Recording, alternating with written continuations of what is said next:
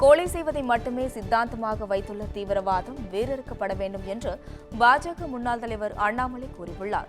அமெரிக்காவின் கலிபோர்னியா மாகாணத்தில் உள்ள ஸ்டான்போர்ட் பல்கலைக்கழகத்தில் வரும் 26ஆம் தேதி ஸ்டான்போர்ட் இந்தியா மாநாடு 2025 என்ற தலைப்பில் கருத்தரங்கு நடைபெறவுள்ளது. இந்திய அமெரிக்க உறவுகளை பற்றி அண்ணாமலை அதில் பேசவுள்ளார். இதற்காக சென்னை விமான நிலையத்தில் அவர் அமெரிக்கா புறப்பட்டு சென்றார். முன்னதாக செய்தியாளர்களிடம் அவர் பேசுகையில், காஷ்மீர் தாக்குதல் நடத்திய தீவிரவாதிகளுக்கு அரசு தகுந்த பதிலடி கொடுக்கும் என்று ஆவேசம் காட்டினார். தீவிரவாதிக்கும் பாதுகாப்பு படைக்கும் சண்டை நடக்கத்தான் செய்யுது.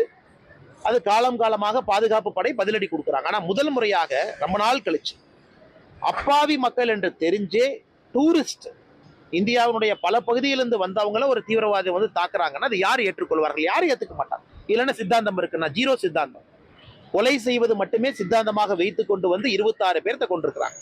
அதனால இதுல என்ன என்ன சித்தாந்தம் இருக்குன்னா ஒரு சித்தாந்தம் இல்லை. அப்பாவியை கொல்லணும், அதன் மூலமா ஒரு ஸ்டேட்மெண்ட் சொல்லணும். இதை மட்டுமே முழு நேர வேலையாக வைத்திருக்கக்கூடிய தீவிரவாதம் வேறறுக்கப்பட வேண்டும்.